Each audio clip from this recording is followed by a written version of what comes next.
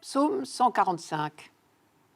Le Seigneur fait justice aux opprimés, aux affamés il donne le pain. Le Seigneur délie les enchaînés.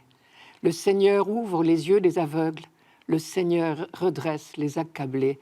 Le Seigneur aime les justes. Le Seigneur protège l'étranger.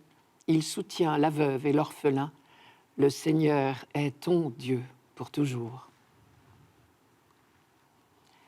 Quand le peuple d'Israël chante ce psaume, c'est sa propre histoire qu'il raconte. Et il rend grâce pour la protection indéfectible de Dieu. Il a connu toutes ces situations. L'oppression en Égypte, dont Dieu l'a délivré à main forte et à bras étendus, comme ils disent. Et aussi l'oppression à Babylone. Et là encore, Dieu est intervenu. Ce psaume a été écrit justement après le retour de l'exil à Babylone, peut-être pour la dédicace du temple restauré. Le temple, vous vous souvenez, avait été détruit en 587 avant Jésus-Christ par les troupes du roi de Babylone, Nabuchodonosor. 50 ans plus tard, en 538, quand Cyrus, roi de Perse, a vaincu Babylone à son tour, il a autorisé les Juifs qui étaient esclaves à Babylone à rentrer en Israël et à reconstruire leur temple. Et la dédicace de ce temple rebâti a été célébrée dans la joie et dans la ferveur. Le livre d'Esdras raconte « Les fils d'Israël, les prêtres, les lévites et le reste des déportés firent dans la joie la dédicace de cette maison de Dieu. » Ce psaume est donc tout imprégné de la joie du retour au pays. Une fois de plus, Dieu vient de prouver sa fidélité à son alliance. Il a libéré son peuple.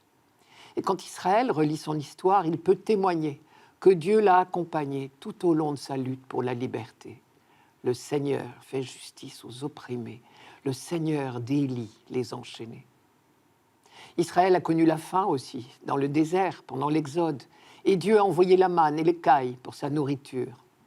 Aux affamés, il donne le pain. Et peu à peu, on a découvert ce Dieu qui systématiquement prend parti pour la libération des enchaînés et pour la guérison des aveugles, pour le relèvement des petits de toutes sortes. Ils sont ces aveugles encore, à qui Dieu ouvre les yeux, à qui Dieu se révèle progressivement par ses prophètes depuis des siècles. Ils sont ces accablés que Dieu redresse inlassablement, que Dieu fait tenir debout. Ils sont ce peuple en quête de justice, que Dieu guide. Dieu aime les justes, dit le psaume. Et c'est donc un chant de reconnaissance qu'il chante ici. Le Seigneur fait justice aux opprimés. Aux affamés, il donne le pain. Le Seigneur délie les enchaînés. Le Seigneur ouvre les yeux des aveugles. Le Seigneur redresse les accablés. Le Seigneur aime les justes. Le Seigneur protège l'étranger. Il soutient la veuve et l'orphelin. Le Seigneur est ton Dieu pour toujours. Vous avez remarqué l'insistance sur le nom Seigneur, 7 fois dans ces 3 versets. Et ici, il traduit le fameux nom de Dieu, le nom révélé à Moïse au buisson ardent, les 4 lettres YHVH, ce qu'on appelle le tétragramme, qui disent la présence permanente, agissante, libératrice de Dieu à chaque instant de la vie de son peuple. Je reprends la dernière ligne d'aujourd'hui. Le Seigneur est ton Dieu pour toujours. Le Seigneur est ton Dieu, c'est la formule typique de l'alliance. Vous serez mon peuple et je serai votre Dieu. Toujours dans la Bible, quand on rencontre l'expression « mon Dieu », on sait qu'il y a là un rappel de l'alliance, de toute l'histoire, je devrais dire l'aventure de l'alliance entre Dieu et son peuple choisi. Alliance à laquelle Dieu n'a jamais failli. Le Seigneur est ton Dieu pour toujours. Une fois de plus, je remarque que la prière d'Israël est toujours tendue vers l'avenir. Elle n'évoque le passé que pour fortifier son attente, son espérance. Et ici, l'insistance sur le futur, pour toujours, vise aussi à fortifier l'engagement du peuple. Il est bien utile de se répéter ce psaume, non seulement pour reconnaître la simple vérité de l'œuvre de Dieu en faveur de son peuple, mais aussi pour se donner une ligne de conduite. Car en définitive, cet inventaire de l'œuvre de Dieu est aussi un programme de vie. Si Dieu a agi ainsi envers Israël, celui se sent tenu d'en faire autant pour les autres.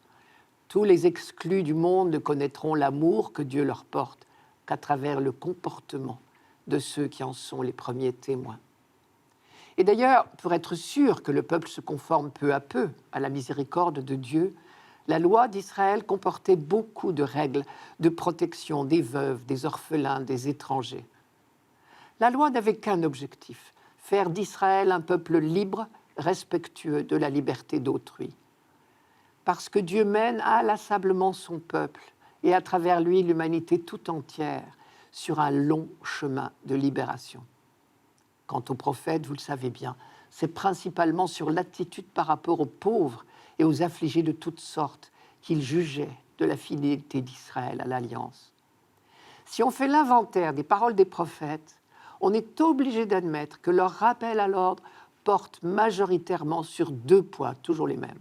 Une lutte acharnée contre l'idolâtrie, d'une part, et les appels à la justice et au souci des autres, d'autre part. Jusqu'à oser dire de la part de Dieu, c'est la miséricorde que je veux et non les sacrifices, la connaissance de Dieu et non les holocaustes, c'est oser.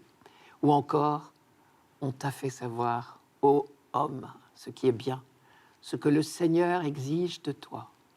Rien d'autre que respecter le droit, aimer la fidélité et marcher humblement avec ton Dieu. Michée chapitre 6. Et nous lisons dans le livre du Siracide que les larmes de tous ceux qui souffrent coulent sur les joues de Dieu. C'est au chapitre 35. Mais au fait, si nous sommes assez près de Dieu, logiquement, elles devraient couler aussi sur nos joues à nous. C'est peut-être cela, être à son image.